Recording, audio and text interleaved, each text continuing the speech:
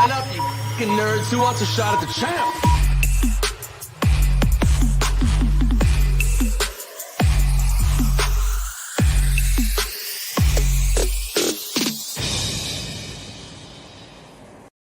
The money line is live. We are doing UFC 272. I'm here with my man Mike Finch. How you doing, brother? So good, brother. How are you, AJ? Feeling good, man. I am extra excited because we got pay-per-view action this weekend, and those pay-per-view cards hit different, man. I'm excited to see the main event. I'll be honest, from bottom to top, I'm impressed. Like, we started off with fire, bro. Like, honestly, stacked is what I'd call this card. Stacked. 100%. Yeah, I love the fights from top to bottom. A lot of good, fun matchups on this one. All through the main card, there's a good reason to watch every fight, something to get you excited about. Brother, I was that close to going to this card. I should be there, man. I got offered a free ticket, couldn't take it, but you know what? We'll enjoy it from afar. Damn, dude. I'm going to be honest. I wish that I could be at this event nice and close, bro. I would love to see the championship level action up and close, bro, and personal. But unfortunately, man, I won't be. I'm going to be live chilling on the channel watching this full card. So make sure the people tune into that fight companion. Also, smash the likes here. Smash the likes right here. Florida guys, bro. These are two Florida guys. How are you not there live with the freaking, Miami? Like, what's going on, bro? I don't rep Miami. See, I'm not a Miami guy, bro. So at the end of the day, they're just from Florida to me. They're from Miami. They like, I don't have that fanhood towards them, bro. When Hamza from across the world comes through, you know what side I'm rooting on in those main events. That's all I'm saying. Got it. Understood. Although Jorge Masvidal does dispute that Colby has anything to do with Miami. He said he does say that. He said they're going to beat him up in Miami if he goes out there without Jorge's permission. Jorge said, no, leave him alone, right? Jorge's acting like, I don't know. He's like Tony Soprano of Miami. That's the picture he's painting out here. Dude, it's some WWE shit with the way they're trying to sell it at one another, which I like the idea. I guess I get it, right? Use it to your advantage. There's a little bit of beef and both guys can talk. And who knows if the beef is real, like we've said before.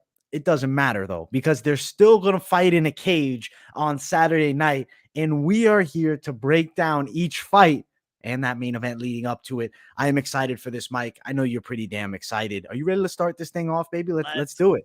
Let's go. Smash the likes, guys. Smash the likes. If you're new, subscribe. Keep it locked in here at MMA Experts. I am AJ. That is Mike. And let's start it off with fight number one. It is light heavyweight action between Dustin Jacoby and Michał Oleksiejczuk. I am so excited to see Jacoby back. I'm a fan of Jacoby, man. I gotta say, I like his resurgence. When guys get cut from the UFC, a lot of the time it's like forgotten. They disappear. Jacoby earned his way back. He went the kickboxing route for a while, became a damaging striker. I mean, I like the stand-up game. Oleksiejczuk on the opposite side, though, is no slouch standing. Mike, what side are you leaning between these two?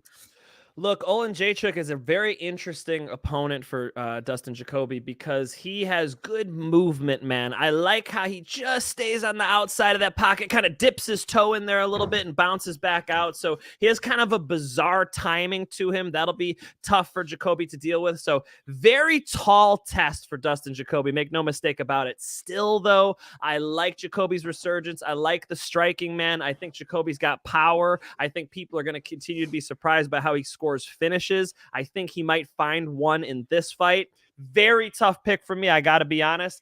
But first fight of the night, let's go ahead and kick with Dustin. We will go ahead and pick Dustin with a late TKO and an absolute war. Okay, I like it, man. I think it's a banger. I'm on the Jacoby side. Oleksiejczuk is going to press, man. I like the power in his hands. He's got pretty heavy hooks. He's not your typical boxing style striker, but he's confident throwing power shots. I feel like Jacoby from range is superior by a fair margin. It's going to be hard for Oleksiejczuk, I believe, to close distance consistently, but I think he will at points. And if he lands a big shot, I could see Jacoby hurt. Still, I think Jacoby has too much technical ability. I think Jacoby from range does his thing. I think we're looking at 3 rounds of a good fight. I do think Oleksiejczuk will be competitive in at least 1 or 2 of the rounds. Jacoby may start to lead ahead towards late. Could turn the other side. I guess we'll find out. Jacoby, to me, has shown a good gas tank, though. That's something that I do hold in pretty decent regard. Do you feel like his gas tanks look pretty decent? Yes, and I mean it's a 3-round fight, so you know we're in a place where he might be able to at least win 2 out of the 3 with even a compromised gas tank in that regard. But the type of fight this might be, AJ, I mean I could see them both breaking each other's noses in this fight. You know what I'm saying? I This like thing that. could go down pretty wild. So if you look at Oleksiejczuk, his last win was by a knockout, and of course we've seen Dustin Jacoby get some awesome knockouts as well. You think of Darren Stewart KO, or he's had a few good ones. So good strikers. Yeah. Love the matchup. Lean in Jacoby. Not going to touch this one on the betting side. Let's go. Okay, I'm going to go Jacoby a little more confidently, though. Might be touching him in a parlay personally. I like the value. Right now, he is sitting at -185 best value. On the opposite side, Michał Oleksiejczuk sitting upwards of like +170 at best value. I'm on the Jacoby side. Mike's on the Jacoby side. I feel like we're going over 1.5, -175. But with bigger guys, that's always a concern playing that bet. You throw some fucking heavy-handed shots and somebody could go unconscious quickly. I think Jacoby wins. If it's a war, maybe he gets a TKO, but I'm going decision in this one, bro. I'm going to go the decision side. Got you. That makes perfect sense to me. Could happen that way. They both do have power. They're both light heavyweights, so this thing could end. Of course, I'll say in the later round. I'm picking like a 3rd round TKO, something like this. Something where they're in a war, man. I think both of these guys are gonna have to dig deep, and I trust that Jacoby can. Yeah, I like it. We're on the Jacoby side. Fairly confident from me. I like playing this fight over 1.5 potentially, or am I crazy for that? Because I'm looking at -180. I'm like, if I can parlay up Jacoby and over 1.5, I might be jumping all over that. I mean, I'm looking at the records right now. Jacoby's got a lot of decisions on here, right. And that's very, very likely, especially because he'll have a talented fighter across from him. He's not going to be able to go out there and walk all over him. And then looking on the other side as well. You know what though? A lot of finishes over here for Hussar, for Oleksiejczuk. So tough one for me to call. Again, AJ, I'm staying away from it, but I could see it going 3 rounds. I do think that the most likely thing is either a late KO or a decision. I wouldn't expect this thing to end in the 1st round. As soon as we say that, though, these guys are strikers, man. These guys could end the night. Yeah, it's a dangerous fight. Good fight. Good stuff to start it off. Overall, excited for it. If you do want to prop things up, though, I do want to note one more prop. The Jacoby TKO side is +175. But honestly, the decision +250, bit better. Mike's feeling TKO. I'm on decision. Kind of maybe stay away from that prop there. I personally would rather go over or money line.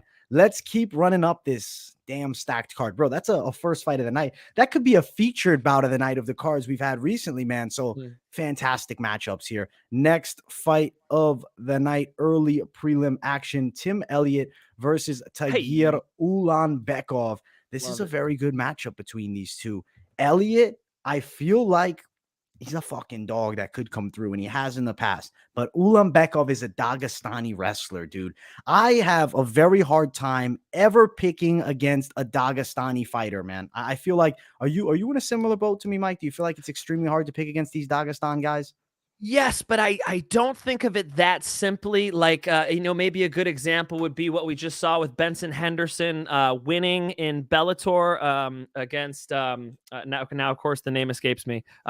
Just won that split decision in Bellator. There are some of these Dagestanis who will not have a great ground and pound game, who aren't really apt with finishing fights, and these things can pose problems. So when you get somebody who hangs on too much or something like this, decisions can go other ways, man. So what you see with all the Dagestanis is they control where the fight takes place. Yes. That's very, very consistent throughout all their performances. It's like the biggest thing you could possibly have going for you in a fist fight is deciding the geography. And that's why these guys are so attractive to bet on. With that being said, there are some possibilities on the feet to hurt them. There are some possibilities on the ground to be more active than they are, even try to submit them, which I think is still a hole that hasn't been opened up enough yet. There's more opportunity than people are going for and achieving. Not everybody's at the level of Khabib and Islam, right. And we should just be conscious of that. And so instead of being like, we always bet on the Dagestanis, like, I try to tell people to chill. You got to think about it more. Benson Henderson's recent victory is a good example of that.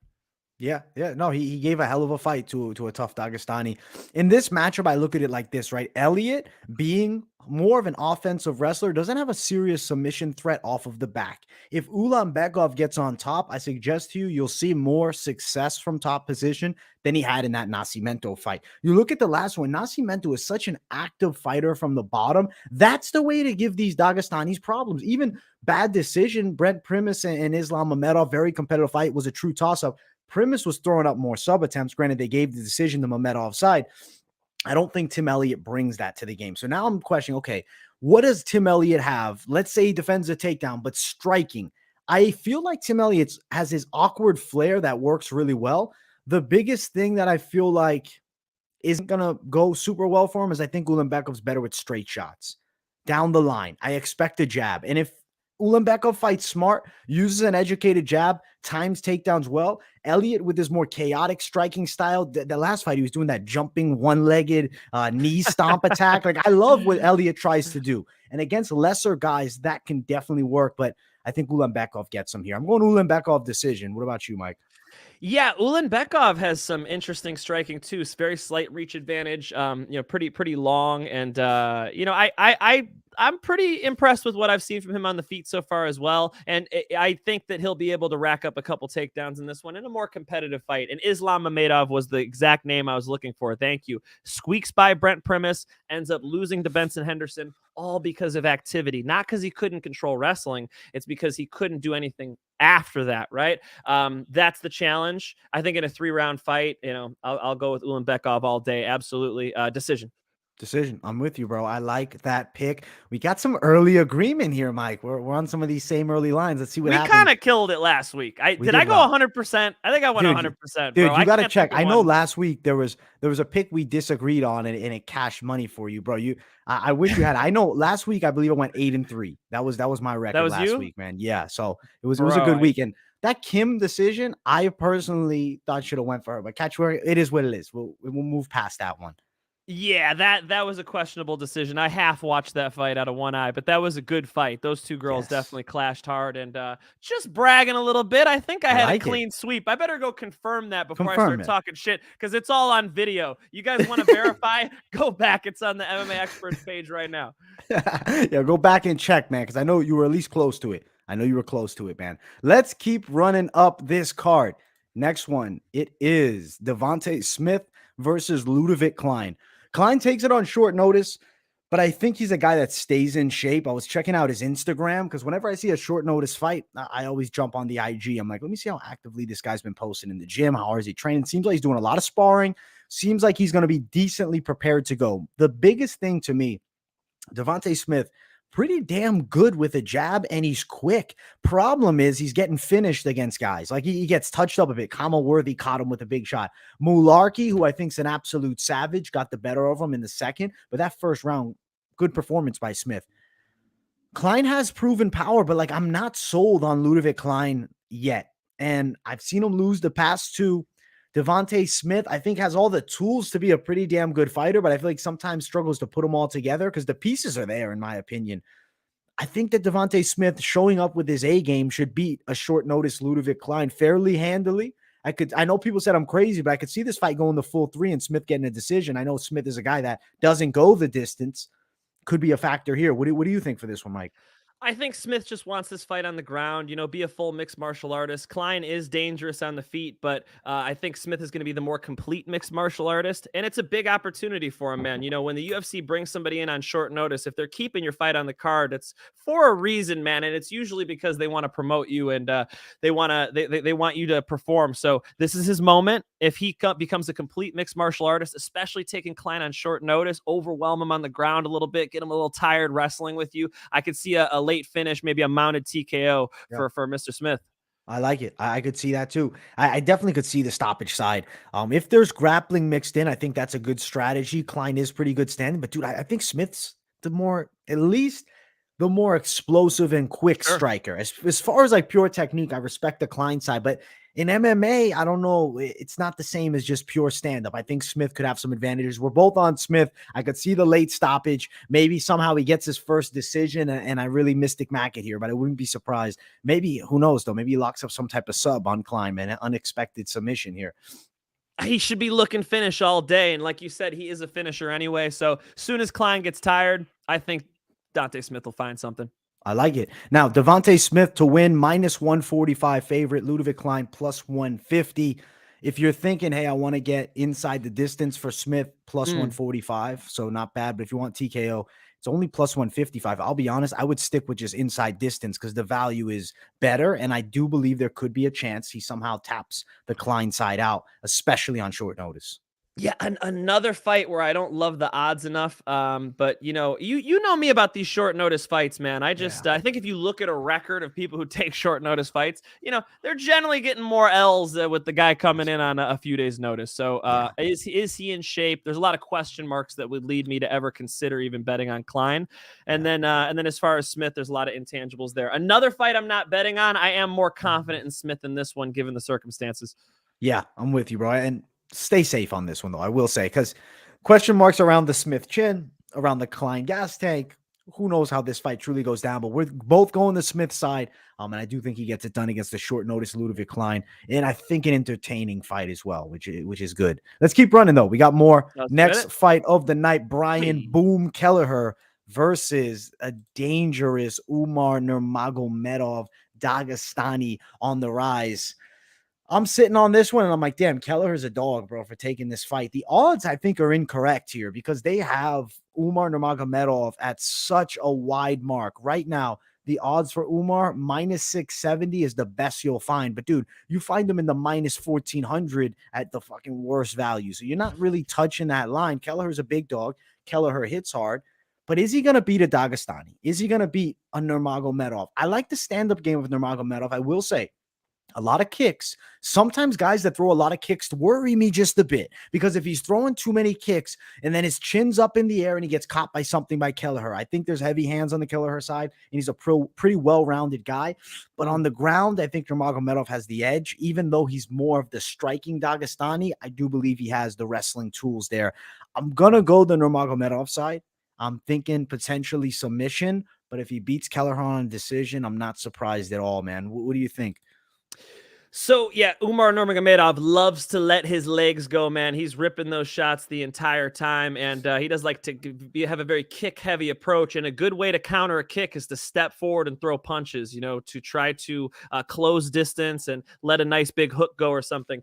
Something I like on the Kelleher side is he's got a good guillotine, and he will jump it, and these guys who are coming in and shooting lots of takedowns, if you could just find that wrist right underneath that chin, jump that, sit on it, and you might have something special there. But then again, we're talking about the Dagestanis as a group now. Extremely hard to choke. Extremely hard to choke. So historically, the guillotine not very fruitful against those guys. That being said, we saw Ricky Simón out wrestle Brian Kelleher, and not only did he do it, but he took him down against the fence. He controlled him specifically against the fence really well. And I don't have to tell you that if the fence is where Kelleher has problems, the fence is where the Dagestanis thrive. So if Umar could put a little bit of that Khabib game on him, push him into the fence, try to push him through that fence like cheese through a cheese grater, just slam him into that thing, I think he'll dominate this fight.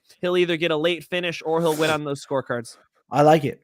Yeah, I could see that late finish. I'm on the Nurmagomedov side. Now, the thing is, the bet on this one is not the money line. The name of the show, Moneyline. So we push you towards the money line, but I still want to try to find a little bit of value, maybe betting this one by submission. Right now, Nurmagomedov to win by submission, which is not easy to do against Kelleher, but definitely would be a good proving point for Umar. +190. It's pretty decent. +190 win by submission, but it's like it's not great value though, right? You know me, Mr. Moneyline all day. I'm running through Kelleher's losses because he does have 12 losses here. He did get submitted back in 2018 by Montel Jackson. But yeah, armbarred by Marlon Vera. We might have a submission problem. Triangle choked. I'm all the way back in 2014 at this point, though. Yeah, actually, now that you read me those odds on the submission, bro, there's like a good chance. Maybe if the decision is most likely, still like a 40% chance he finds that sub on him. So something to look out for. But remember, you can dominate somebody in grappling, just like we saw Islam do against Bobby Green, and you could still get a knockout because you're going TKO. So even though they score it as a knockout, you did it on the ground. You implemented your grappling. That's why you got that finish. So another reason why I'm careful on those submission wins. It's like, we obviously predicted that Islam was going to take Bobby down and mess him up. He just decided to TKO him instead of submit him. You know what I'm saying? Yeah, so, he did. He probably, I think the TKO is going to be there. And I mean, Nurmagomedov, though, does he TKO Kelleher on the ground? Does Kelleher get mounted and pounded out? I don't know, man. Like I'm having an easier time seeing a submission than the ground and pound TKO. You kind of feel that, or are you thinking maybe he does TKO him? Yeah, there's another 60% chance it's the submission. But dude, if he could just frickin', tie a hand up here, get a little seatbelt action going, right? Start pounding him with the free hand. I love how they tie up the Dagestani handcuff, keep throwing those hooks, man. It is definitely possible. That's why you see me go money line all the time. Money line. Yeah, for sure. Well, we'll give you the prop though. Nurmagomedov inside distance plus 135. I don't think is terrible. That's not terrible. When you read that off, I was surprised that I was shocked. I'm gonna be honest. I thought it'd be minus 115 at least. Yeah. Like that's pretty good. I think plus 135 inside distance would be where I might lean here. I'm on the Nurmagomedov side. I know a lot of the people are heavy on Nurmagomedov inside distance, so that's something to know. If Kelleher survives the 3, people might not be cashing that prop ticket, man. The dangers of the props are real, bro. True. Be careful with those. Although last week I clearly should have laid a crazy ass, 10 fight parlay with some props in there. But I like to, you guys are going to have, this is just a fact, the best odds by going money line. That's the way. Best possibility to succeed. And that's what we're looking for. Now let's keep running. Next fight. It is ladies action. Marina Moroz versus Mariya Agapova. Agapova's impressed me in the last fight against Sabina Mazo. Showed a lot of improvement. See, the thing is, prior to that, she's losing to 3-4 Shayna Dobson. Now she's fighting a strong woman that is experienced in the UFC, and Marina Moroz, also Ukrainian, right? So there's got to be a little Ukrainian pride going on right now that she's bringing into this fight. I don't think Agapova has an easy time with Moroz at all.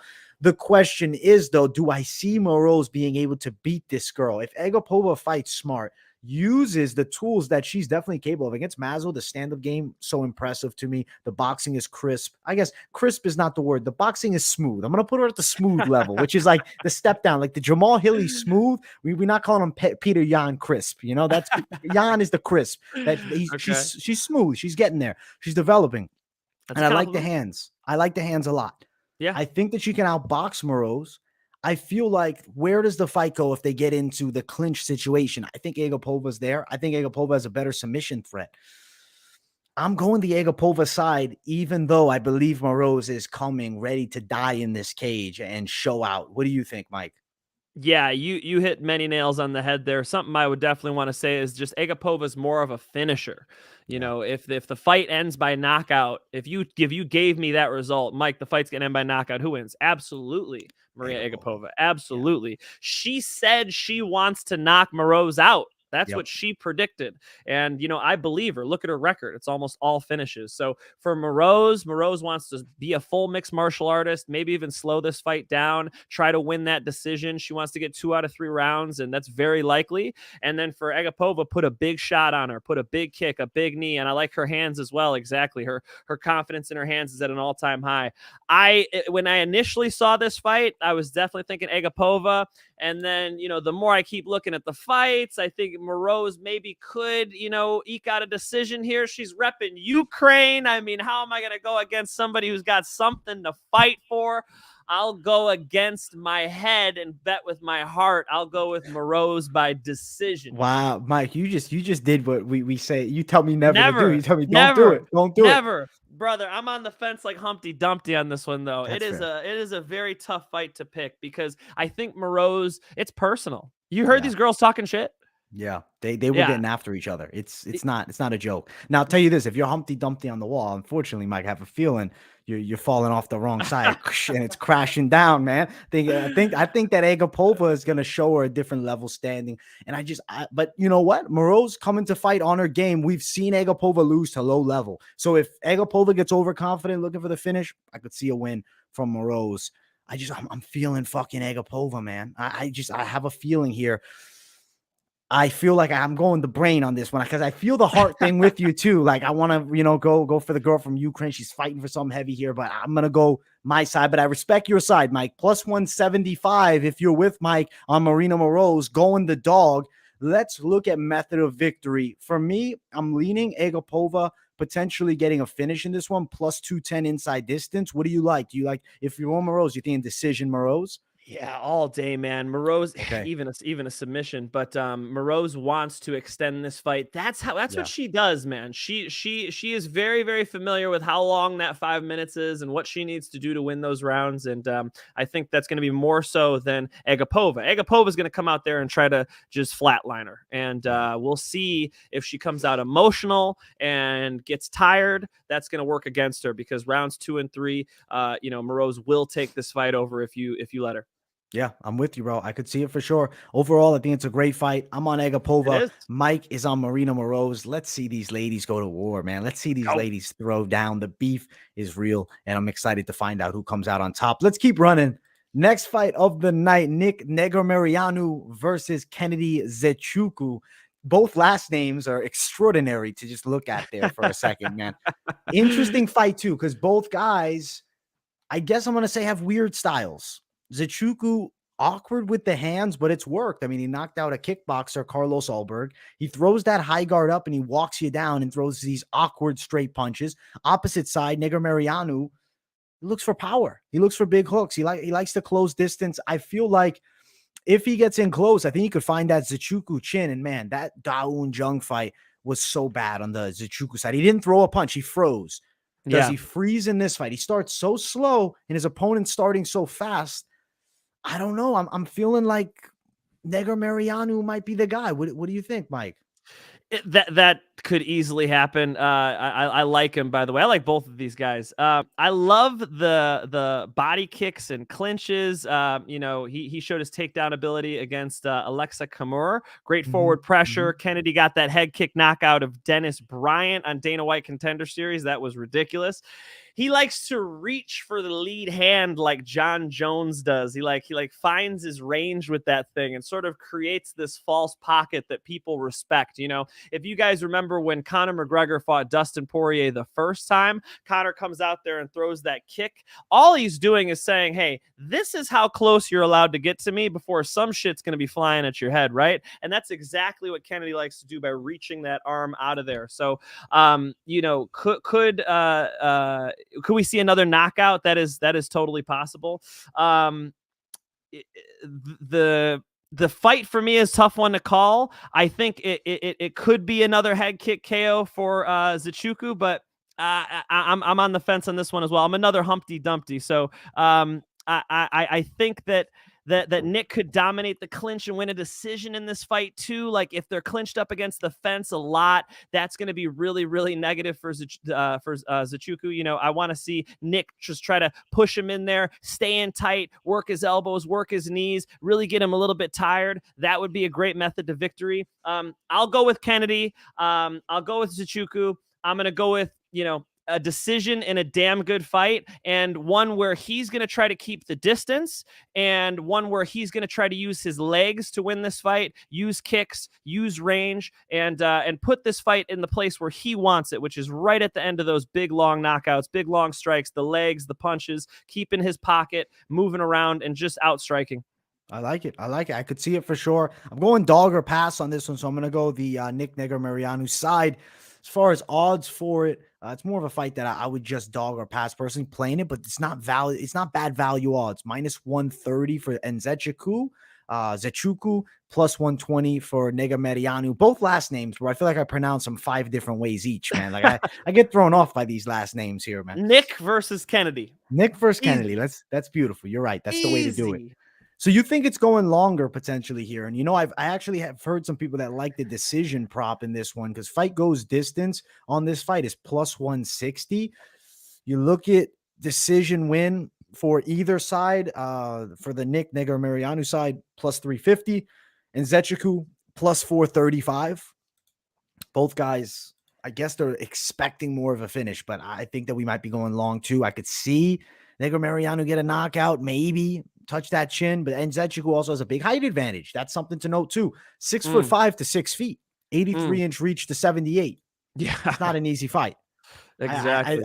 It's one of those fights where I said both these guys for me are like my double fades as far as bets go. Like I don't like touching the line on either. If they're matched up against others, like I'll know a side to pick, a lot easier, but against one another, tricky. I'm going to go with the dog. You're going to go with the favorite, and Nzechukwu, fair picks there. I think it's a toss-up. Let's see who goes for it and gets it. I mean, it's near money, or even money here on this one. So money line is probably the way I'd push you. If you are looking to bet it, maybe fight goes distance, you throw something at that, and hopefully we see it come through for you. The thing with the fight goes distance, though, is they are both finishers. So be careful with that one, too, because they can both find a knockout in this fight. And, they finish fights on the ground, too, man. So just be careful on this one. Yeah, be careful on this one. Maybe sit this one out. Maybe not. Your decision at the end of the day. I am going Nick Negumereanu. Mike is going with Kennedy Nzechukwu. Let's keep running up, man. Let's running up. Next one. It is Marina Rodriguez versus Xiaonan.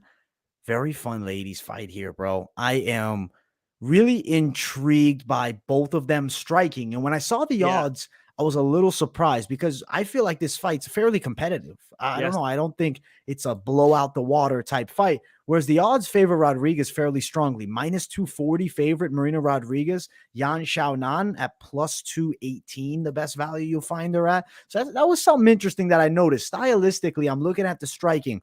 I think Rodriguez is better from range, but Xiaonan sits on her punches better. Has maybe I don't know if I'd consider having more power, but sits on her shots a little better, maybe lands a little bit crisper. But then again, Rodriguez got that knockout just recently. The opponent's name, Amanda Ribas, who's pretty damn good, and she knocked her out. Harder fight with Mackenzie Dern recently, but doesn't matter. Styles make fights, and I'm looking at this one. I give the range management advantage Rodriguez by a smidge, bro. I think that could get her the win, but I don't think this is easy. What side are you leaning here, Mike?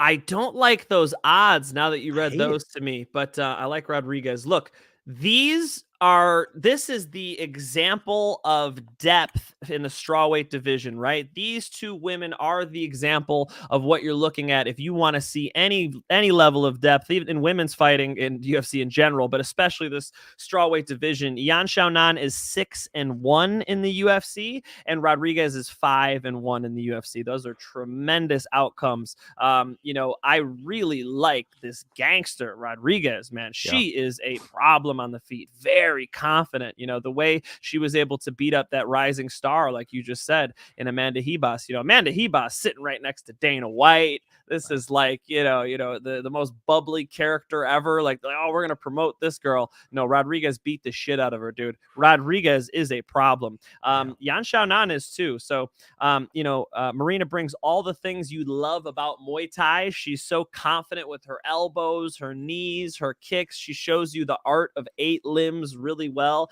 She just carves you up like a pumpkin when she clinches you, man. She will slice those elbows through. And she does it Thai style too, where sometimes they'll put the elbow directly into you, but sometimes they'll slice with the elbow, almost like, you're trying to just zip open the skin like you're opening a jacket, and she does those really well, man. She is a freaking problem. She beats girls up bad. She makes them want to get out of there. And I could see her good takedown defense on display as well. Look who she's beaten. Look at the pressure she put on Michelle Waterson. I'm just extremely impressed with Rodriguez. With that being said, Yan Xiaonan is one of the best strawweights in the world. She is top 3 or 4. I think she's going to be a big problem. I don't like if the odds are wide on this fight, but guys, I'm a fan. I'm going Rodriguez. I do think that Xiaonan is enough of a test where it'll go all 3. I like it. I'm going Rodriguez as well. I'm thinking decision is definitely the way that I'm leaning here. The bet, though, it's an uglier bet. The odds are kind of wide. When I first broke this fight down and I looked at it prior to looking at the odds, I was like, damn, these are wide. I thought this fight was a lot closer than it showed. I guess it's confidence on the Rodriguez side. She should edge it out by a bit. I guess bookie's willing to take a little risk if Xiaonan gets the upset. I'm going the Rodriguez side. I think she wins. But yeah, bro, I'm with you 100% that I like fight goes long here. I expect it to. If you go Marina Rodriguez prop wins by decision, the value of it is plus 100. So not going to be touching it. I'm going to be sitting out as far as the bets on this one. Maybe if you want to parlay something up with Rodriguez, but feel like one to chill on, man. One to chill on for me. Rodriguez is enough of a gangster where she's one of the people who I'm more confident in. Like when Rodriguez fights, she is bringing it, bro. She is hard to take down, hard to deal with. She's bringing it. With that being said, if the odds aren't right, 5-1 versus 6-1 in the UFC, just be careful, guys. Just be careful. Be careful. Be careful on this one. Keep it safe and simple. Maybe you parlay her up, though. Maybe like a safer parlay that you want to play. Granted, safe, we say. It's the fight game, and you're picking multiple to win. Good luck on that. Hopefully it comes through for the ones that are playing her. We'll see on fight night if I feel like a D-gen and I want to play a little Hail Mary with Rodriguez, because I definitely would include her in more of a Hail Mary. Let's keep running up the card. This one being the featured prelim of the night. It is Jalin Turner versus Jamie Mullarkey. I'm so excited to find out what happens when these two go at it, because Jalin Turner looks pretty good since he's dropped that to 55. Jamie Mullarkey, I'm loving what I'm seeing right now with the big 2 back-to-back wins. Mike, kick this one off, man. I want you to break this one down and kind of give me your take on this feature prelim. They don't make him tougher than Jamie Mullarkey. He should bring pressure in this fight. I like his last 2 wins over Devonte Smith and Kama Worthy. I mean, those are 2 big wins for him, man. Perfect left hook against Worthy. And even in his loss to Faraziam, he showed his wrestling. He showed takedowns. He showed his pressure. Things that I like and things that I think will be important in this Turner fight. If he to get him down to the mat, he could dominate in those spots. I am concerned about one thing with Mullarkey, and that's his lack of head movement. He's not really getting his head off the center line very well, and that could cost him dearly, because Jalin Turner, I like the kickboxing experience. I like the offense. I think offense when I think Turner. I think finisher, right? He's going to go out there and be looking for the finish. So I think Mullarkey might be winning this fight. He might be getting takedowns. It might look like it's going his way, and then beginning of the second, beginning of the third round, it's only going to take one shot. I got Jalin Turner knockout. Wow. Jalin Turner by knockout. I'm gonna be honest. You caught me off guard, bro. You caught me with a little left hook there. I didn't expect it. I definitely can see the Jalin Turner side, though. Like, I can understand it. Jamie Mullarkey, I love the pressure. That's one thing that I'm liking from him. So if he's able to press on Jalin Turner, potentially find himself backing Turner up against the cage. I like the way he ripped shots to the body and head from there. I liked what he did against Devonte Smith. I feel like Jalin Turner, I don't want to compare him to Devonte, but I sometimes feel like he's like a better Devonte Smith almost. I don't know if that's a fair comparison or not, but guy that fights fairly well from the kickboxing range, decent straight shots. Also dangerous to the body, which is something, like when guys don't just headhunt, I'm immediately attracted to them. I like guys that will be willing to rip shots to the body. One thing, this is totally, different fight, but Josiana Nunes, when I was watching her, when she fought against Pascual, right, I thought the body work was there that she could have attacked, but she headhunts and boom, Pascual's guard was up. We go the full 3. She attacks the body. That fight ends inside of, the first 2.5 rounds, I think. Mullarkey attacks the body well, as does Turner. I think Mullarkey's pressure is the difference maker. I'm leaning the Mullarkey by TKO side, bro. I'm not going to lie to you here, but I definitely could see it also going Turner. It's a tricky dog fight. I'm going dog. The value of it right now, if you're playing it, Mullarkey plus nearly 140, Jalin Turner minus 150. It's a good matchup. I'm excited to see what happens. At the end of the day, I think both guys are going to throw down. I think we have a fantastic fight underway. So you're thinking this fight doesn't go distance, Mike. That's something I'm hearing. Actually, I would agree with that. Yeah, if Mullarkey starts getting on top in this fight, you could just see him just go ape shit, dude. He should just start trying to go for the finish. I think he should let his hands go. He should try to get Turner out of there, because that's where he's going to dominate. If this fight is in the center of the cage and they have range, remember this is Vegas, but this is a big cage. They're going to be pay-per-view cards. So fans in attendance is going to change things. There's going to be more finishes. I have a feeling, bro. Yeah. You got it. 100%. So I could see this one ending. This will be a fun fight. Fight ends inside distance, minus 210. It's expected to end inside distance here, man. Dude, I know you're not the prop. You're not feeling the props. So I'll list off the knockout props on either side if you do like them. Mullarkey by knockout is plus 400. Turner plus 235. So you're getting good plus money either way if you're playing it. But real nice towards the Mullarkey side. Reason being, he's a dog as well, man. Yeah. That's interesting to me, actually. I'd expect these odds to be like even. It's interesting to me that that Mullarkey's the underdog, considering pretty much the same record. Very Turner's dangerous. Mullarkey's got more well-rounded game. I like the pressure and the takedown. So yeah, tough fight to pick, man. I could definitely see Mullarkey showing out. Either of these guys could win dominantly too. Like Turner could come out there and just lay him out because of the lack of head movement. Like I pointed out, you don't want to come straight in on a dangerous striker.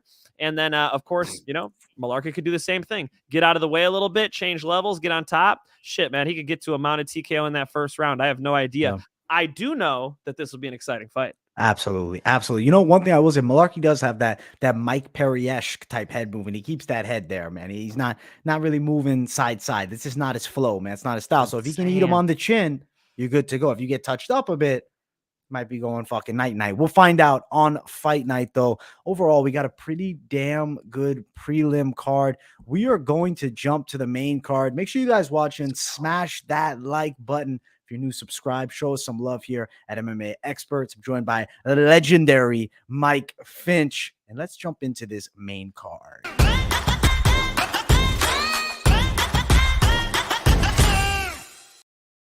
All right, the main card coming at you guys. We started out with Sergey Spivak and Greg Hardy. Woo! This is a true, I think, grappler versus striker matchup. If Hardy's on the ground with Spivak, I think he's a fish out of water. If Spivak's striking with Hardy, I think Spivak's in big trouble. You look at even loss for Greg Hardy when he fought Marcin Tybura, he fucked him up on the feet, man. He was unloading big bombs. Does Spivak have a better chin than Marcin? I say absolutely not. Does Spivak have better offensive wrestling than Marcin? I know MMA math doesn't work, but I'm looking at stylistic matchups that I'm trying to compare it to. I was watching Spivak when he fought against Oleksiejczuk. Man, that's fighting a beast of a grappler. His stand-up game, when he's forced to sit and strike, I don't love the way he reaches for shots at times. I think the chin is up a bit high. I think Greg Hardy stand-up has developed really well, man. He can strike with a lot of the better guys in the UFC heavyweight division. On the ground, he looks like a blue belt. Maybe 3 stripes. Compliment, bro. Yeah. A blue belt? You're giving Greg Hardy a blue belt? I feel like he's got these guys on top of him are black belts, right? So I think he might be a blue. He might be a blue. I'd like to see him compete in grappling. I have no idea. We haven't ever seen it. Man. Dude, yeah, Greg Hardy. We like to respect the fighters over here. I always try to respect the fighters. That is some of the worst jiu-jitsu I have ever seen. I cannot believe how bad he is when he gets on his back and he's a little bit tired. Oh my God. You want to talk about vulnerable, Could you imagine what Brock Lesnar and Greg Hardy would look like as soon as Brock hits that double leg? It would just the guy, unfortunately, does have some quit in him if you could get him tired and put him on his back. You know, we've seen that with Greg Hardy. And so while Greg Hardy is an absolute monster on the feet, oh man, could he decapitate somebody. This guy is dangerous. Watch out for that left hand. Watch out for that right hand especially. However, there's a very clear method to victory, right? I think at least Spivak has some movement, right? You didn't talk about that, AJ. He moves around that big-ass cage pretty well. Yeah, big dude, he does. He's at a 30-pound weight disadvantage, most likely, in this fight. I'm expecting Spivak, he should come in. I think he's going to come in a little heavier, bro. This is pure conspiracy theory, but I think because the size, I'm thinking he's coming in the 240s. Because normally, last fight, he was, I think, 234, 235. So, little lighter. Now you're fighting a big dude, Greg Hardy, who's fucking weighing in at 265. Fight night, he's at least 280. I can't see him less than 280 on fight night. He's a big dude. Takedown defense hasn't looked bad, though, for Greg while he has stamina. If he has gas, he has it. But Greg Hardy's got about 6.5 minutes probably in him. Maybe 4. Really, he doesn't have a lot of time. I think that he can knock out Spivak in that first round. If Greg Hardy wins his first round, if you bet Greg Hardy, I think you're betting knockout prop. I think there's no reason. I don't see, if he wins a decision, I'm going to be mind blown here. So I'm not going to be touching the money line. I'm going knockout prop Greg Hardy here, man. And I'm going win knockout round 1. What about you, Mike? I like how Spivak uses his feet. You know, he's able to move side to side pretty well for a heavyweight. I think that's going to be so important in this fight. Be a moving target, guys. When you go to the shooting range, it's real easy to hit that target right in front of you. But as soon as somebody starts moving around, it's very difficult. You guys have seen the Pro Bowl, right? When they get to throw the football through the hoop and it's right in front of them, that's easy. Now what happens when they start moving those hoops and the QB's got to start making reads? It is so much more difficult, and the same exact thing happens when you fight a mobile striker. All of a sudden that bullseye is moving all over the place and you got to line it up. Is Greg Hardy an extremely powerful striker? Absolutely. Is he extremely accurate? Now we're taking him out of his comfort zone a little bit. Couple that with the fact that on the ground, he has some big holes in his game. And hopefully Spivak, you know, if it does hit the ground, we'll get on to trying to attack with submissions, attack with punches to get to better positions. I'm thinking Spivak all day. I think the only way Hardy can win this fight is by knockout. That's not what you want when you bet on somebody. Spivak by either a decision or a submission. Let's just go ahead and be safe. We'll say decision. Okay, I respect it. I'm going the Hardy knockout side. We're shooting for the Greg Hardy big one-hitter quitter type situation here. If he doesn't find it in the first round, then you're probably live betting the other side. I'll say that. We'll see how especially watch this, right? Let's say Spivak survives the first round and Hardy's unloading big shots. The odds are going to shift towards Hardy. You might find value betting on Spivak in the second round after losing a bad first round. So watch for that. Watch for that. As far as line movement, watch for that. That's something I'm going to be looking at here. But I'm still jumping on the plus 300 KO prop with a little something for Greg Hardy. I got to have a little fun, bro. You just blew my mind with that one, bro. You want to talk about that is the professional betting advice right there, bro. That is you got to charge for that one, AJ. That was crazy, bro. You just blew my mind. What else am I going to say about this fight? No, that's it, bro. Listen, to the people watching, you don't have to pay for it because live on fight night, I'm doing the fight companion. So make sure you guys tune in to the show. For those watching, you might see a shoey again as well. I already got the shoe next to me. I got the shoe here all week. Just for good luck. I got the shoe right here. Oh, ready my to rock. God. Ready to rock. There it is. You get a little jog first, right? Like you'll go do a little mile. I put them on. I barefoot. I jog with them for about 15 minutes, bro. You know, and then some toenail clippings in there. I like to at least have a little toenail clippings, a little blood in there. You know what I'm saying? Leave my toes bleeding. Nice, bro. You got to really take the shoey like an animal. You know, that's a true magic shoey right there. Something to digest, bro. Absolutely. Give your stomach some type of job to do. Good point, Mike. Thank you, Andy Gonzalez. Yes, Andy's that's a good move on speed. Yeah, Andy is the man. Hey, appreciate all you guys. Look at all the love. I love everybody coming out here positive, having fun. That's what we're trying to do. Hell yeah. We're having a blast, man. Guys, smash that like button if you're watching. Let's get that algorithm pumping. Much love to everybody watching live. For those on the replay, I got to shout out the replay gang as well, man, because I do know we got some replayers out there that are probably watching this a day later. So much love to you guys, too. We appreciate each and every one of you. Let's keep running up this card, though. I'm ready to talk about the next fight of the night. The return of Kevin Holland at 170 pounds. He's fought here outside of the UFC. He fights Cowboy Oliveira. Mike Holland is 6 feet 3 inches tall, and he's shredding down to 170. How do you think he fares against the OG Oliveira, man? Oh my God, that's like scarecrow level, dude. Right? That is scarecrow level. That is disturbing. Man, Holland is a tough guy to bet on because he can be so fast and so direct when he throws some shots. Like out of nowhere, his timing will just be perfect on some combos. You're like, oh shit, this guy could really strike. And then all of a sudden he's letting you off the hook and he's missing opportunities left and right and he gets taken down. And then, we're talking too much during the fight. Dana White gets pissed off and freaking leaves, goes in the back. You got Khabib sitting there like live streaming the whole fight on his phone. That was hilarious, bro. So I don't like betting on Kevin Holland. He has not showed me that he's reliable enough to bet on yet, especially against a beast in Oliveira who is good everywhere, who's very experienced, who knows how to win a fight, man. This guy can win a fight off his back. He can win a fight every position you're in a mixed martial arts fight. Oliveira is going to be game. So it's going to depend on Holland fighting his fight. If he does that, he can win by knockout. That'll be my pick, is Holland by KO. My confidence level is not yet high enough. I have to see more performances and some consistency out of Holland before any money comes out of my wallet. Yeah, I get that. He's on a little swoopty downward. It hasn't looked great lately. But I'll say this. I have a feeling Holland is in a club and sub. He's going to land the shot on the chin, and he's going to lock up the neck. I'm going club and sub. That's my prediction here. I'm going Kevin Holland. Reason 2 being, bro, you have to look at the fucking line for this submission prop. Are you ready to hear this, Mike? Right now, Kevin Holland at the best value you can find wins by submission is plus 850. It's more around the plus 550 range, but if you find it at plus 850, that's worth a touch. That's worth a play. Damn. If I was a journalist, I'd start asking him that. Like, bro, do you want to bet on yourself and try to go get a submission? Like, that sounds like a good idea. It's because we haven't seen enough of his ground game yet to be betting on Holland's submission, right? Like, are you out here? You're gonna put a little $10 down on Holland's submission? Is that what I'm hearing?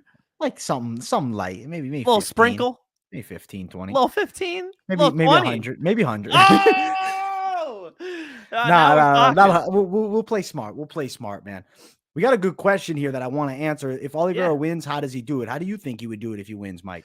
Decision. He wants to make this a mixed martial arts fight. He wants to clinch up as much as possible. When he's on the outside, use his legs. Just stay active with Holland and don't make it a boxing match. What Holland wants to do is get you talking to him and throwing jabs back and forth, and all of a sudden he's going to put a cross down the pipe and you're going to wake up looking at the lights. For Oliveira, the best thing he could do is get this thing on the ground, get on his back, get in that clinch, get his hands clasped. Just make this thing a full mixed martial arts fight, and at the end of 15 minutes, his best shot is going to be getting a W on the judges' scorecards. That's the way I see it anyway. If you look at some of the beasts that Holland's fought up at middleweight, Marvin Vettori, and there's fought a lot of good guys. A lot of them haven't been able to finish him, man. So if they couldn't finish him in 85, I don't see who's getting it done at 70, especially at this level, right, against a Oliveira level. So Oliveira, decision. That's how you would pick. But your pick is still the Holland side by knockout. Yeah. You got to go Holland side. I'm going Holland club and sub, which club and sub. Can we open that? Is that like a sub sandwich place? Club like and sub, baby. We'll have the picture of a rear naked choke getting sunk in, and then the guy's eating a sandwich as he's getting choked out. And then is there like a dance floor for the club, or is it just the club sandwich? That's all. It's the club sandwich, man. We can't, because I'm not trying to. The nightclub game is not something I want to get involved with. Let's keep it like a nice, like a Jersey Mike's, but club and sub. Club and sub, man.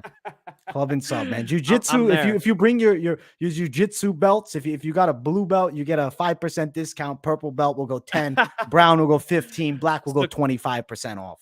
So if Greg Cardi comes in, you're gonna give him the blue belt discount or what? I guess I gotta see him bring the belt. Though he's gotta bring I got the belt right there. You bring it in. It's essentially like a card. Listen, I got the belt. This is proof. All right, you show evidence, we'll believe it, man. If you go out and buy your own belt and you walk in with it, hey, you know what? I guess I'm not gonna question. I'm not gonna say, oh, you got to roll to test your ability. So whatever you walk in with, you might not be a real black belt, but we're gonna ask you questions about jiu-jitsu there. So you got to know if you're bringing in a belt.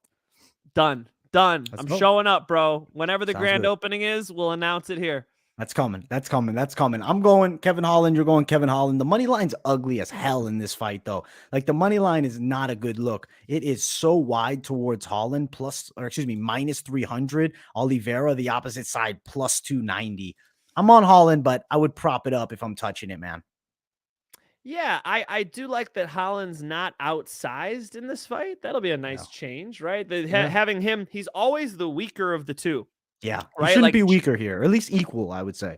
exactly. Even Jacare Souza was on top of him Yeah. when he got knocked out. Like, these guys have been able to just, my friend Tawab calls it weight bullying. They've been able to weight bully him. That won't happen in this fight. So that makes you more confident in Holland.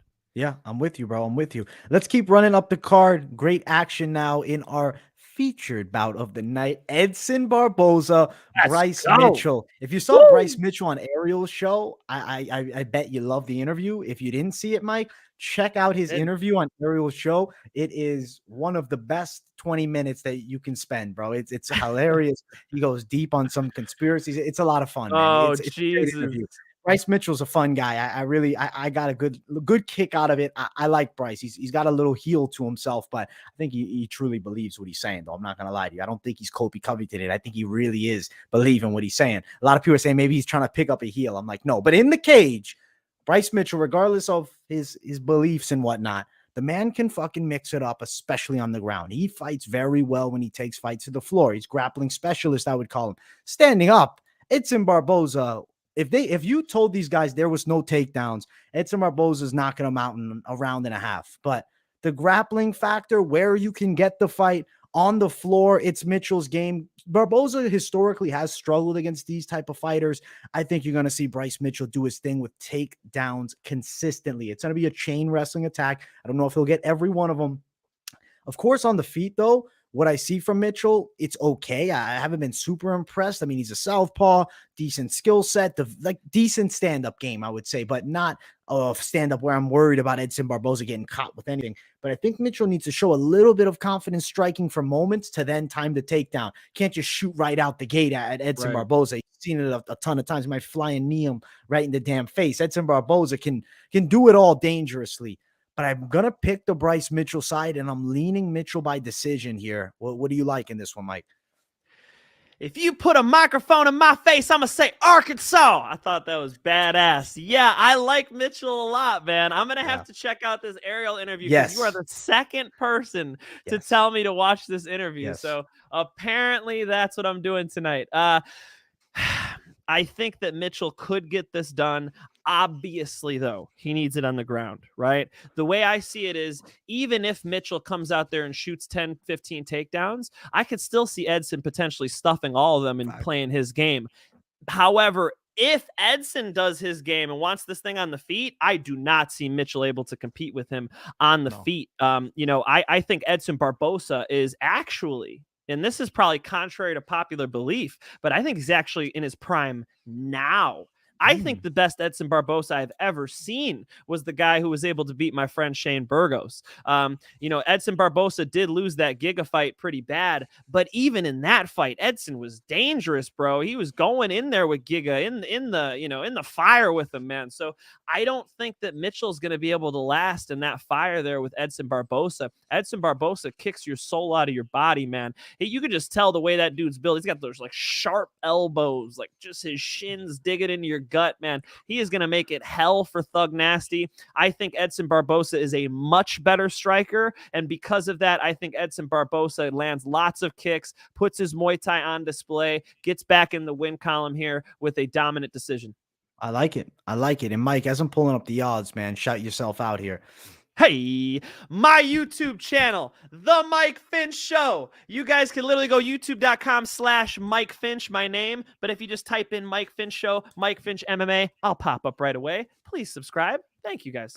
Subscribe to my guy, Mike Finch, who's given his fantastic takes here. Now, the odds, they favor your side, bro. Plus 150 underdog, Edson Barboza. There's value. Minus 145, Bryce Mitchell. I like no bet personally on this one for me, but I understand the dog play on this one. If you're on Barboza, even Barboza by decision wouldn't shock me, so I really don't like the props here. I mean, I'm looking at them. Mitchell to win by submission is plus 200, which I don't think is high enough. I would like the value higher. Barboza knockout plus 300, Barboza decision plus 500 almost. Mitchell decision plus 250. I don't know, man. I'm not liking the ins on this one, man. I'm not liking it. I like that Edson Barboza decision, bro. That sounded a little ridiculous. Yeah, that sounded a little wide. That's too wide, man. They got to give this guy some credit. Barboza is one of the best strikers in the world, and he's a hard guy to take down, guys. Don't just think because Khabib did it, everybody does it. It is hard to out-grapple Edson Barboza. Very physically strong, very explosive, very experienced. There's a lot of reasons for me to go Edson. I like him in this one, man. I like him in this one. Going Barboza. I like it. I'm glad you're picking the Barboza side, honestly, man. I get it. I would not have a parlay without Barboza in it. Wow. So you're pretty confident in him here. Wow. I like that, Mike. I like that you're on it. I like it, especially at the plus money we're looking at, man. Yeah, there's definitely a chance here. And Mr. Mike Finch has picked that chance. I like to see it. Should be a hell of a fight, man. I'm looking forward to this one. We're going to find out, what does Bryce Mitchell bring to the table at the highest level? And can Edson remain on that upper echelon of guys at 145 with a win? I think Edson's still in the mix for really interesting fights in the future. I'm still down for him and Yair 100%. I would love to see that fight. I almost feel like I need to see that fight. Yeah, I would love to see that fight. Guys, if you look at Bryce Mitchell's record, I mean, he's beaten Andre Fili, Charles Rosa. Those are both going to decision, by the way. Those are not finishes. Of course, he had that awesome twister against Matt Sales. But this is not the resume that Edson Barboza has, guys. Bryce Mitchell is not used to touching this high level of a fighter. So if, like the comment was just saying there, Mr. Justin saying, I'm saying there's a chance. Hell yeah, I'm saying there's a chance. You got a true, NFL player playing somebody who's just coming up in their rookie year, just maybe did some good things in college and, now is coming up to play at that level. Bryce has never been in there with somebody like Edson Barboza. I'm not saying it's a sure thing. I'm saying let's see how he does because he's the one with something to prove. I already know Edson can win this fight, and I can tell you exactly how he'll do it. Being super explosive with his takedown defense. He's got the big cage this time, guys. Edson gets to move around in that thing, using his legs, using his better boxing now. His boxing's never looked better. A lot of reasons for me to like Edson in this fight. I like it. I like the take, bro. I like that we're on the opposite side. It's the best way to be, especially on these very toss-up ones that you got a dog here. I like it, bro. Barboza for the win for Mike. I am on the side of Bryce Mitchell, but it seems like there's more confidence from Mike on Barboza than Mitchell as my pick, man, because I'm not touching the Mitchell side of things, man. So you might have a dog hunt here by Mike. He called it with Bilal Muhammad a while back. I'm gonna note that. Shit. So maybe this is the next one. We'll see. We'll find out on fight night. Bilal on the exact opposite, right? Because Bilal was the guy who I thought would do all the grappling in that fight. Here I'm picking the striker. But I do like that shout. Guys, always do your own research. This is not financial advice. I'm just telling you what I think. I just watch fist fights all the time, had some myself. Just giving you my take, guys. Do your own homework. But yes, Edson Barboza as the underdog. That's looking juicy. Looking juicy, man. Well, what also is looking juicy is this co-main event overall. Rafael dos Anjos versus Renato Moicano. Short notice fight for Moicano. He steps in here from Brazil. He just flew in the other day to fight former world champion, fought for the title, up a weight class at 170. Unfortunately, didn't succeed. There was a gatekeeper at 170, and now back down at 55 again. I like Rafael dos Anjos at 155. I think him going to 70, just like, of course, he didn't have to cut the weight, but I could never see him as the champ at 170. At 155, in his prime, dos Anjos competes with majority of all the lightweights ever. He's a top-line lightweight of all time, for sure. Yeah. Of course, Khabib is a hell matchup and whatnot. I wanted to see Makhachev. Makhachev, unfortunately, couldn't take the fight. Didn't want to take the fight, which makes sense, right? A lot riding on it, and why risk it here? Look bad though, because on Twitter he said he's down. So that was the one little note. Dana White said, "You're fighting Dariush now." Was that Islam or was it the manager? Was it I Ali? said the same thing. I said the same thing. I don't know. I'm curious too, man. But either way, dos Anjos now fights Moicano. I got one for you guys. You ready? Let's hear this. Will Harris Will Harris Productions. He follows the Dagestanis around. He put out a video like hours ago, which apparently is Islam talking about what happened with the RDA fight and why or why not. Haven't watched that video yet, but I'm friends with Will Harris on Facebook. I saw him posting that. If you guys YouTube it, I bet you'll answer that question right now. Okay, I'm gonna have to check that out myself, bro. Will Harris Productions makes some dope shit. I've seen him on Joe Rogan. Shout out Will Harris, man. That's right. That's right. He was Will Harris Joe, got love from the money line. Absolutely. Abso-fucking-lutely.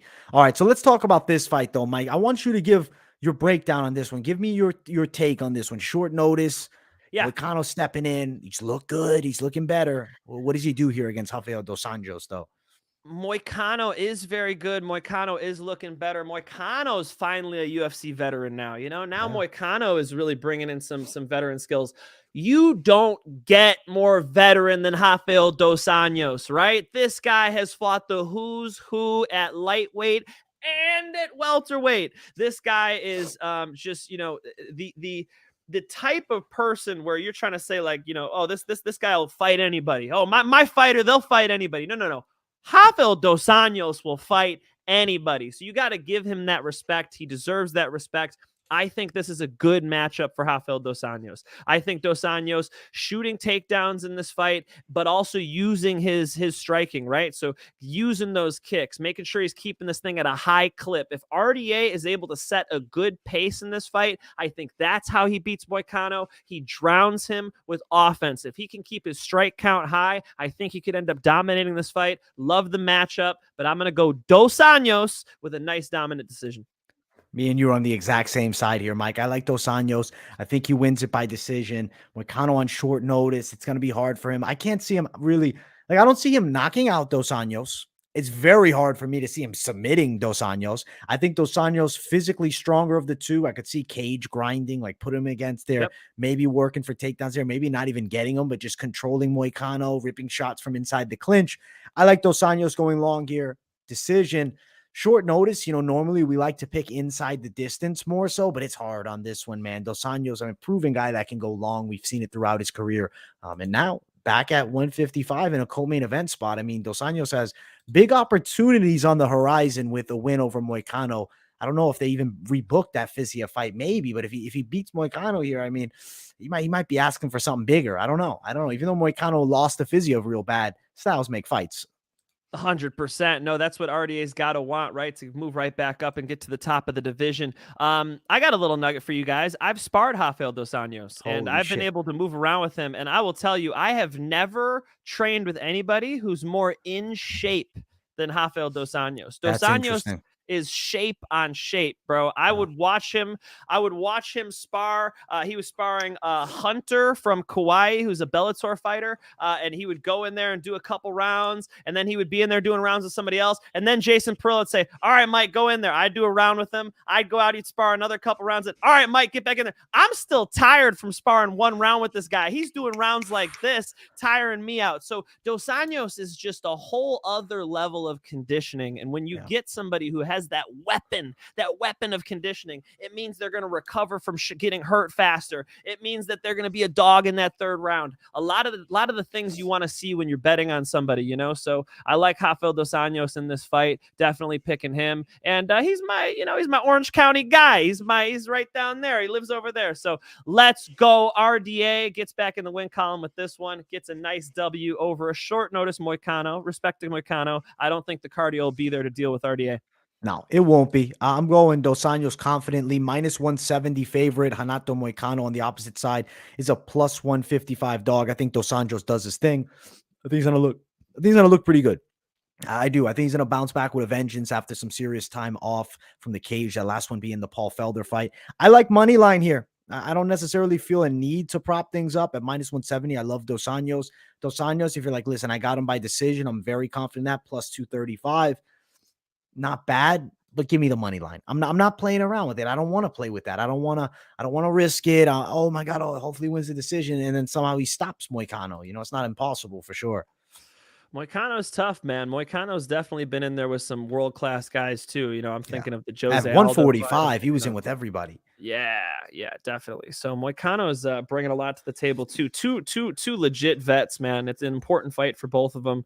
But I just maybe I'm biased. I like Rafael dos Anjos. I'm with you on Dos Anjos, though. I see him getting the win. Let's keep running up. We have to now talk the main event of the evening, the rivalry. Best friends turned bitter rivals. That's how they're selling it, at least, regardless of what the people believe. It's probably a 50-50 toss-up. Colby Covington, Jorge Masvidal. Usman said something I loved. He said that Covington is going to be harder to strike with than Masvidal's expecting. Masvidal will be harder to wrestle than Covington's expecting. I respect that opinion from a guy that's fought both of them twice. He knows them well. The thing is, Colby Covington's pace is really high. His resume at 170 is far superior than Masvidal. Masvidal burst on the scene with hype, right? He came in like an absolute savage, comes through, he knocks out Darren Till, beats up Nate Diaz, and also before that, flying knee over at that time the unbeatable Ben Askren. How could we forget? Come on, we can't skip to Nate, the greatest KO in MMA history, bro. It had to get its own sauce. Save the best for last, man. I saved the best for last on that one. I think that Masvidal standing is always a danger, right? If you're striking with Jorge Masvidal, you're asking for trouble. But I think Colby Covington is in fantastic shape, and the chin is there. But I just feel the pace of Covington is a problem. I feel like Covington's wrestling, it's going to work eventually. I think that he's going to eventually get Masvidal down. I see Covington winning a hard-fought decision over Jorge. Do you see it differently than this, Mike? Well, the first thing I want to put a little stake in was you were saying that Colby Covington has fought much better competition at 170. And because I do have the website up this time, let me just run through it. Donald Cowboy Cerrone. This is of course who Jorge Masvidal has fought. Jorge Masvidal has fought Cowboy Cerrone, Damian Maia, Wonderboy Thompson, Darren Till, Ben Askren, Nate Diaz, Kamaru Usman twice. Now he's fighting Colby Covington. AJ, I think his biggest asset is the resume of who he's been in the cage with.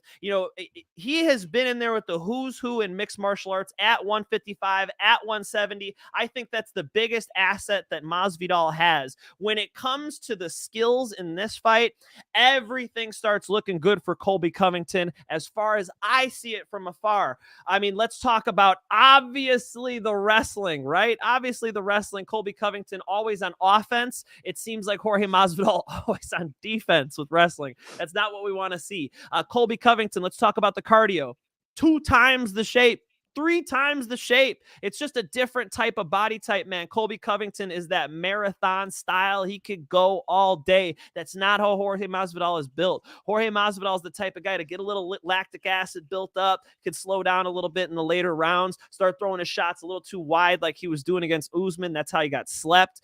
And then, let's talk about the striking in general, because let's say, the best case scenario for Jorge Masvidal is that he's defending those takedowns really well on the fence. Yeah, he might lose a round or two, but he'll get back to the center, and that's where he dominates. I'm not so sure. I think that in the center of the cage, I'm going to get killed for saying this. I think in a boxing match, Colby Covington beats him. I think Colby's hands are far underrated. I think Masvidal's hands are far overrated. I think that Colby's cardio will be more of a weapon than any specific tool that Jorge Masvidal is going to be able to generate in this fight. Some of the best things I see for Jorge are actually not what other people are looking at. If you guys watch it the way Masvidal fought Nate Diaz, he was using elbows and knees when they were in tight. Now that's smart. If he goes Muay Thai style while somebody's trying to grab you and hold you, if you're framing and using the sharp parts, your knees and your elbows, man, that could be an interesting way to find a sneaky KO or something like that. I like Colby in this fight, man. It is going to be up to Jorge to disrupt the onslaught, because I see Colby winning every round. I see Colby winning on the fence, winning at a distance, and then winning more and more as Jorge Masvidal gets tired. I think it's another Greg Hardy situation. It's either Masvidal finds a crazy KO or he's going to get his ass whooped. Okay. Yeah, I definitely could see it. Overall, I love this fight. I'm on the Covington side with you here, man. I think that, so when I want to bring up the resume point, I want to just state my case. Victorious as far as beating guys, the beating guy side. Yes, Masvidal has fought a who's who of all time, But as far as beating the guys, I say it's better towards Colby. But for sure, I understand what you say. He's been the Wonder Boy, top guys, prime Wonder Boy too, losing some of those fights. But Colby Covington is a different beast. Overall, I love this fight. I'm so curious to see these two go after it in the cage. I'm on Covington with you. Odds are not necessarily what you'd want to see, though, because Colby Covington is sitting at a -300 favorite. Jorge Masvidal plus 290. The odds are wide. And I do have to say something. Smash that like button to the people watching. We got a lot of people up in here. I just want to say much love to everybody supporting. If you're watching and you haven't smashed the likes, do us a favor and smash it here at MMA Experts and show some love. And if you're new, subscribe. Much love, my people. Mike, give me what you're thinking of the betting side. Like the odds, obviously they're not looking juicy on this one, right? I mean, -300 for Covington, and we're both picking them. Not a ton of money to be made unless we're really hammering that line heavy. No, yeah, I'm pretty confident, man. I'm pretty confident. The only one I was more confident in was when Usman fought Masvidal. I thought, that's just the biggest mismatch, right? And then, of course, Usman shocks everybody by knocking him out. Guys, I'm not that shocked. Everybody's saying, like, Masvidal is a great boxer. Like, really? Like, he was pretty good at 155 with, like, his jab is, like, 1-2 is pretty good. But he's got kind of a square Muay Thai style to his striking. It's actually not, like, it's not as smooth as Colby's boxing, where Colby's actually bobbing and weaving a little bit and slipping shots. You're about to get my locks, We're brother. About to get it. You're about to get my lock, brother. Hold on for that next section, ladies and gentlemen. I like Colby in this fight. It's I wouldn't have a parlay on this card without Colby in it either. Okay, so you need Barboza and you need Colby in your parlay. I like it, bro. Piecing it together. There we go. I might piece it together for you at the end, man. I'll let you know what the value is when we talk the locks of the night section. Dude, I'm excited for this fight at the end of the day. I'm ready to see this fight go down. I think Covington beats him. It's hard for me to see Street Judas George Masvidal beat him. I think that Jorge's best chances are going to be landing the big bomb, but Colby's got a chin and he can wrestle. It's like, come on, man. If it's heavyweight, different fight, but Colby Covington to me has just a wider array of sharpened tool sets. Masvidal is good everywhere, but Colby Covington has some outstanding points that I think really shine over Masvidal's outstanding point, which is the punches, the strikes. But as you said, I think Colby Covington can compete with him in a boxing match. I don't know. That's so weird. That would be so hard to even imagine those two facing 12 off rounds. in boxing. 12 rounds. Shit, 12 rounds. I guess you got to lean Covington's for the gas tank. You might be right there. There are some people who would have my head on a stake for saying that shit. No, they might. There's somebody's gonna come try to get it, man, this weekend. That's the truth, brother. I really feel like Colby's boxing is better, and I know that blows people's mind because just a couple of years ago, like, who's the best boxer in MMA? Jorge was on a lot of lists. Guys, he gets things that when he knocked out Darren Till, he threw that punch from his grandma's house, bro. That is not crispy boxing, right? It's not crispy, AJ. Okay, no, you said one thing I just wanted to touch on too, which is that Colby has a good chin. I like to separate these two things. There are people who have good chins and there are people who have good recovery. I think Colby Covington has really good recovery. He's the type of guy, he had a kind of a flash KO against Usman. Usman lit his ass up on one of those shots. Colby bounces right back. Why does he have good recovery? He's in ridiculous shape. That gas tank can go all day, coast to coast. He don't got to stop at one gas station. He's a fucking hybrid, bro. To go. So with Colby's gas tank, even if Jorge does hurt him with one of those elbows he was showing us on Nate Diaz, where he kicked Nate in the face, right? I don't think he's getting Colby out of there, guys. I got Covington. I got Captain Trump.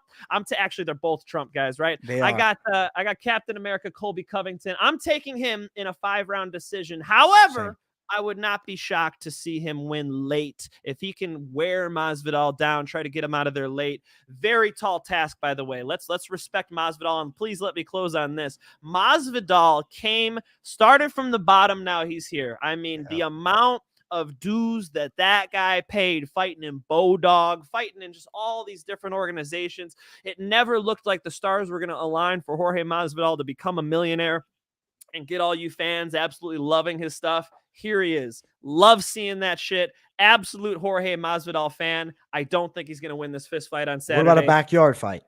We got to answer the question here. I'm going Covington. You're going Covington backyard? A backyard brawl, Billy? Because now Billy's put that last word brawl is a little bit different. Because if it's Kimbo all striking, slice style, then yeah. You keep putting the chips towards Masvidal. I think Colby Covington beats him up in a phone booth, in a backyard, in a swimming pool, at the club, anywhere in Miami. Unless Jorge brings some weapons, I think Colby Covington is a better fighter in every facet. Okay. All right. I respect it, bro. I respect it. I like it. I think Colby Covington gets the win in the cage. It's an interesting situation, right? Because these are the top two, I guess, contenders. It's Khamzat has a clear path if he beats Burns to potentially fight against Usman, or does he fight the winner of this fight? Covington versus Khamzat would be a huge matchup to make. The thing is, one concern, I guess, at least on my end, then you're killing the contender fight. After he beats Usman, then who do we have? Has he already cleared the weight class? Has he just jumped to Adesanya at 70?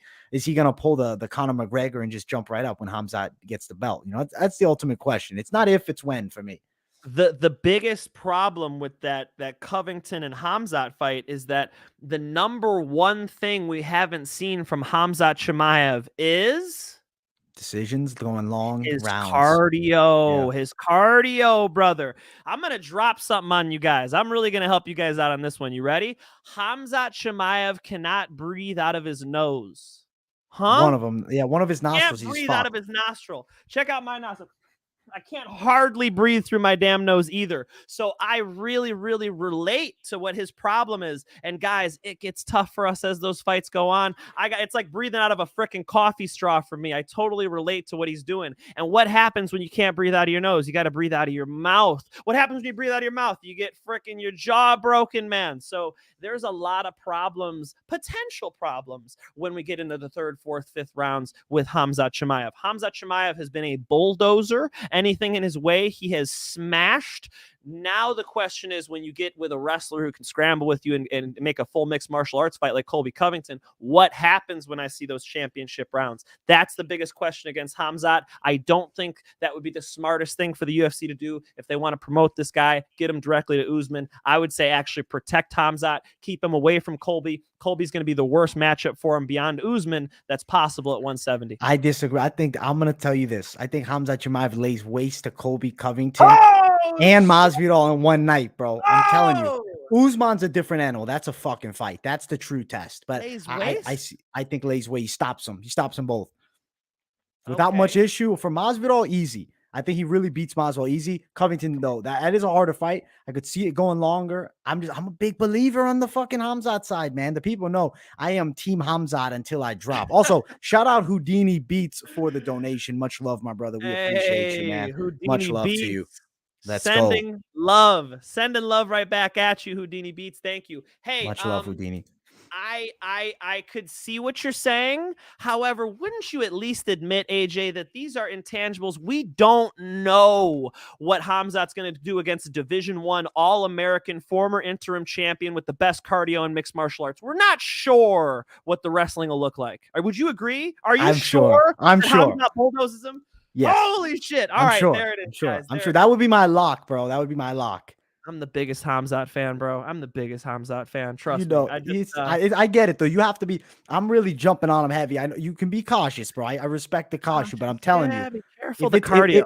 If it's minus 300, the odds are good value for Khamzat as a favorite over Covington. If it's near even money, bro, I'm fucking destroying the line. I'll throw the week's worth at it, bro. Fuck it. It is what it is.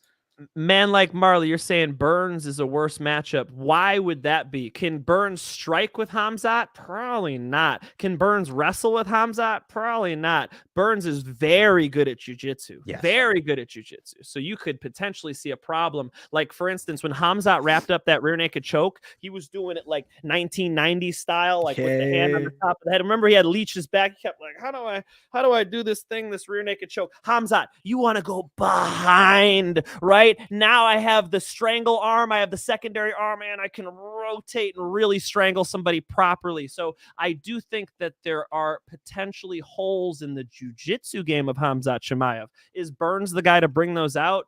I don't think so, man. Khamzat Chimaev looks like a light heavyweight to me. You know, Burns is just way smaller, way shorter. Burns moved up from 155. Khamzat's coming down from 185. That should tell you a lot of what you need to know. Yeah, I think Burns is gonna get smashed, bro.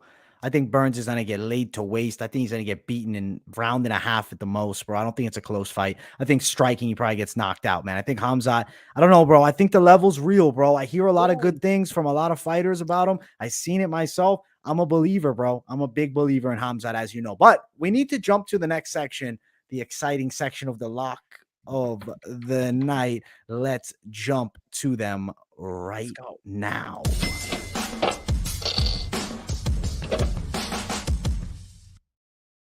Locks of the night. I am joined by my man Mike Finch. This is the Money Line, the final section of the show here. We're giving our locks of the night for the card. Mike, I will let you lead it off. What do you got as your lock of the night?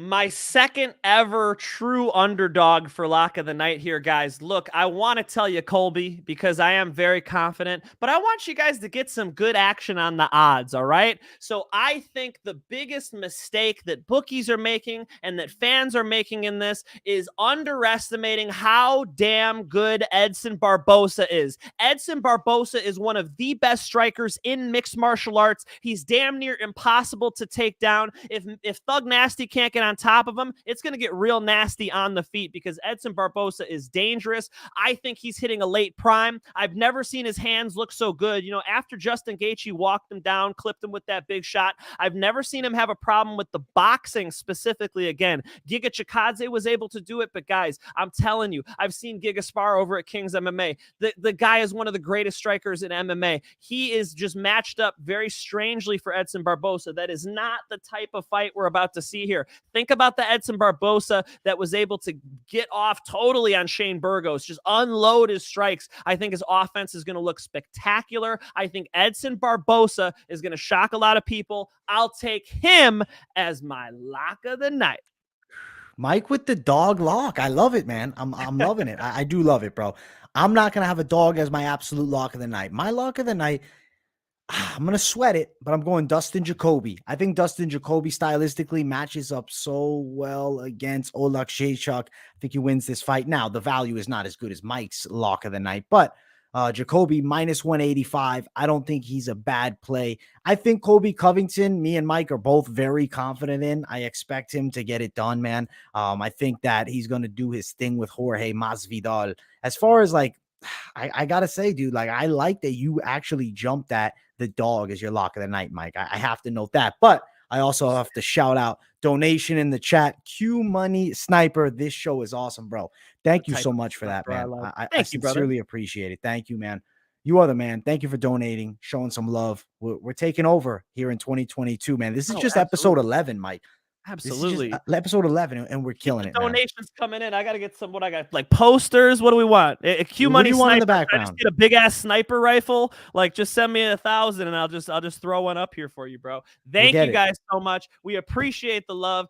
AJ and I have fun doing this shit, but it is nothing without you guys. So we really appreciate it. I love you guys seeing you guys on here on the live. Just, it gives me energy, man. Had a little Coca-Cola. I'm feeling it. And I appreciate you guys jumping in on this. How did we go so deep on Hamzat too, man? We're just having fun with this episode. Welterweight division, it comes through, man. We got to have fun, man. We got to mix a little relevant MMA discussion in, you know what I'm saying? We do the breakdown, but we also bring that enjoyment, man. Also, shout out to the next donate. I know this is your boy, I think, man. Kevin Al-Basri donating to the channel. Much love. Lock of the night, Jackie Catalan versus Hot Mom from Utah on the PFL. Hey, shout out to him playing this right here. He was telling me today. Thank you, Kayvon. We appreciate that, brother. He was telling me today that he got some good advice and looked at that matchup. Kevin, I got to review the matchup before I go tell everybody to jump on your girl here, Cataline. But interesting pick. We'll definitely keep our eyes on that one. Kevin Al-Basri, my man Kevin bets on fights, bro. This kid loves this shit. So definitely appreciate you tuning in, Kevin. Thank you. Hell yeah. Much love, bro. Much love. They can see a Hanson poster behind you there in the dark, man. Is that right? No. That's her OnlyFans. Let me just close the. We're not looking at that. We're not looking at that. Yeah, come on, close that OnlyFans out, Mike. I know he's obsessed with OnlyFans. This guy. You guys gotta watch out because Kay Hansen, we have like mutual friends. Like I train at UFC Gym Huntington Beach, and she trains with some people I train with. Easy guys, easy on the Kay Hansen joke. Official note to Mike though. So you went 10-1 last week, Mike. You just had one wrong. What was it? Can you guys tell me it was what the fight I got wrong? Kim fight. We both picked Kim. Did I go on the wrong side? Damn it. It wasn't the wrong side, though. Bullshit decision, okay? It was 100% on that card. Thank you, Smoking Hot Card. Dude, you know what? I'm not gonna lie to you, man. I thought I should have went 10-1 on that card, man. But I was disappointed. I don't know. Altamirano Hernandez was a toss-up, bro. I was fingers crossing it. They gave it to the Altamirano side.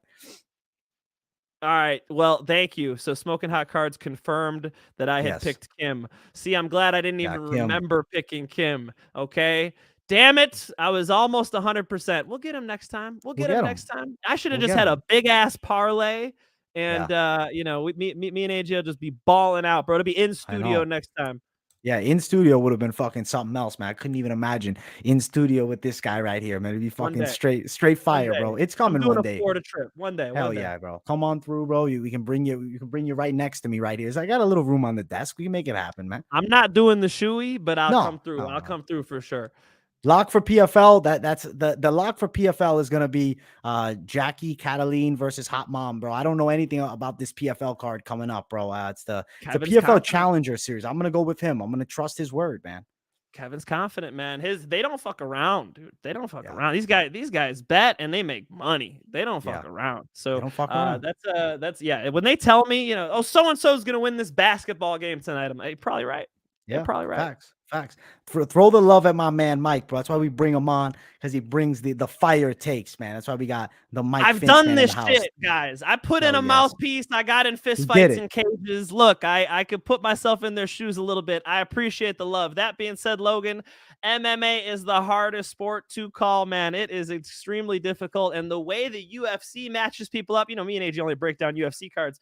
Damn, every fight's tough to call. Every fight's hard job for us over here. We appreciate the love. Thank you. We do the best, man. Good luck on everything. Bet thanks. Asia vodka shoey, bro. Oh, you're crazy with vodka 500 likes for the vodka shoey. 500 likes for a vodka shoey, I would do, but less than 500 likes, I ain't doing no vodka shoey. And I do it with Captain.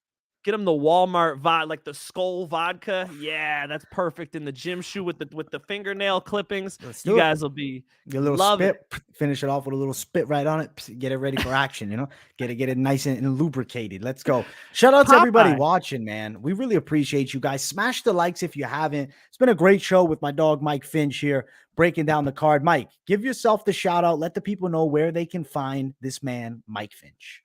I'm running the Mike Finch show. We're trying to do a lot of interviews, get a lot of content out for you guys. I just spoke with Charlie Radke before he fights for CFFC in a couple weeks here. He just got that vicious left hook knockout. And just trying to touch base with some of these bad MFs that I hang out with all the time. I was just talking to Danilo Marquez. He was at UFC Gym Huntington Beach. I think I got to get him on the show. So get him on, man. Man. I see Czech Congo training all the time, getting ready for his fight. So we'll definitely keep getting people on the Mike Finch show, guys. Please check that out. YouTube and across all social media platforms, and check out my guy AJ's TikTok. AJ, I gotta start taking notes, bro. You gotta fire TikTok. I'll be honest, I've been taking a little vacation off TikTok because I've been getting a little fucking bored with it. Not gonna lie to you, man, but I go viral a damn lot when I fucking post. You don't I play. do.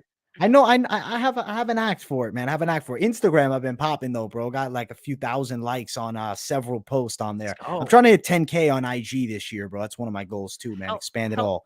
Help my guy out. Follow IG. Subscribe here if you haven't. Subscribe to Mike. Follow him on Instagram. We're dropping the money line every single Thursday, 9 p.m. Eastern, 6 p.m. Pacific. If you don't know what either of those time zones are, look it up, find it out, and find what time we're on, because you want to be here live, hearing all the takes. If you're watching on replay, I'm talking to you. I know some of you are. Much love to you guys as well. Smash that like button. Subscribe if you're new.